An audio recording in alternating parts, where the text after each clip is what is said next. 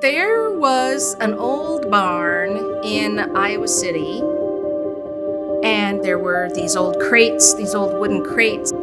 I could see that they were just jam-packed with all these pieces of glass. And then I figured out what they were. I would say this collection is priceless. Without them, we would have missed a major portion of our institution's history. It's just incredibly impactful to be able to have that. I feel like every day I see something new or something cool. It's been really exciting to work with.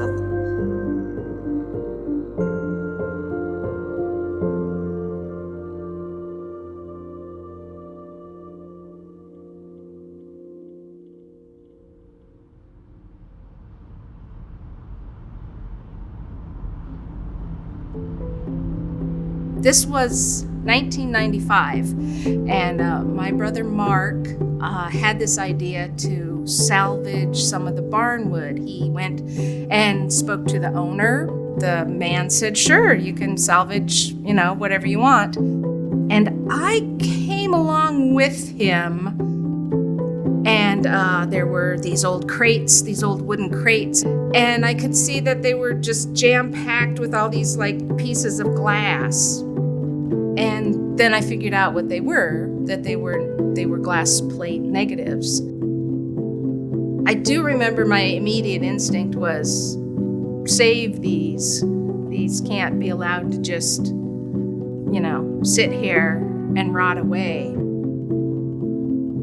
So I loaded up the crates along with other barnwood and stuff, and took them home. And that was in 1995. I went back to the man who owned the farm and asked him if he had any information. He gave me a flyer, a pamphlet that was a list of the different speeches and lectures that this man would give. I couldn't remember his name for a long, long time. But then as I was getting the pictures together again, I had one of the wooden crates, and there was his name written on the side. It was addressed John E. Cameron, Iowa City, Iowa. John Cameron is born in Ohio in 1868. He's educated in Iowa. His family moves there sometime when he's a young child. We know that he eventually goes on to become a teacher and acquires at least a master's degree. So John, really around the turn of the century, is doing a lot of traveling, a lot of photography, and a lot of public speaking as a part of his job. In 1910, he gets hired with the 5th District Normal School, which is the name of our institution when it was first founded by the state of Missouri. He comes up here to teach in essentially the agriculture department, but he's also at the time listed as an expert in physics and botany and zoology. He teaches here for 5 years and really expands the institution's agriculture science program.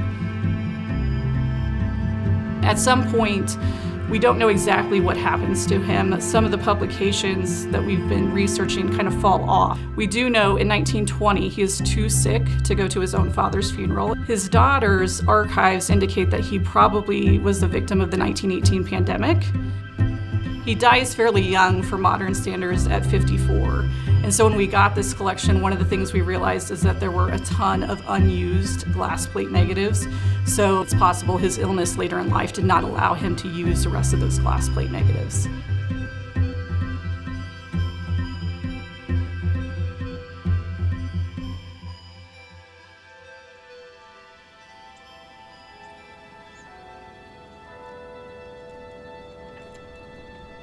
So we were contacted in the spring of 2025 by a potential donor who had mentioned that she had found this large collection of glass plate negatives in a barn in Iowa, and mentioned that she thought one of the locations documented on those slides was Northwest Missouri State University.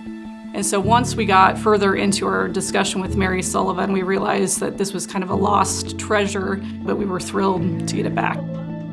We do not have a lot of glass plate negatives in our collection. We probably had under 50 before this donation came to us.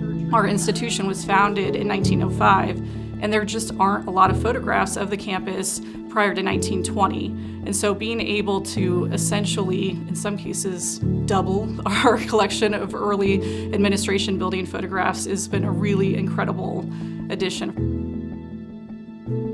What I've been doing is just cataloging these items, taking a glass plate, cleaning it off, putting it on the scanner, attaching each glass slide with an identification number, writing down what is going on in the image, and then assessing the damage.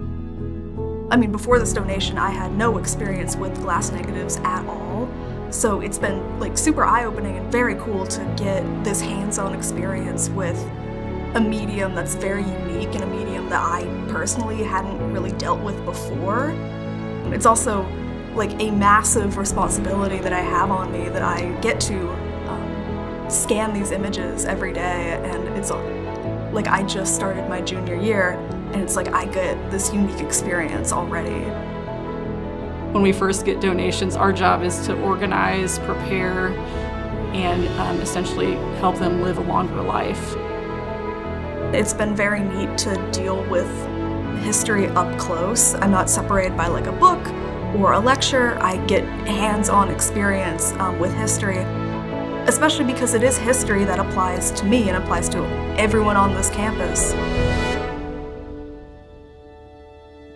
We are so extremely thankful that Mary Sullivan found us and thought of us when they went to go donate these records, because without them, we would have missed a major portion of our institution's history, both in photography, but also in John's story.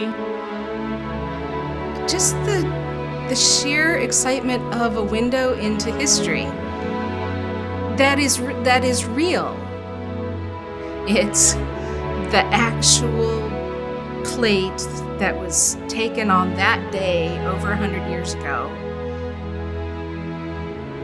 This project matters to me and to Northwest and to the community because we have been given this incredible gift of these pieces of Northwest history that had previously really been lost to time. It's really given us a very cool window into the past.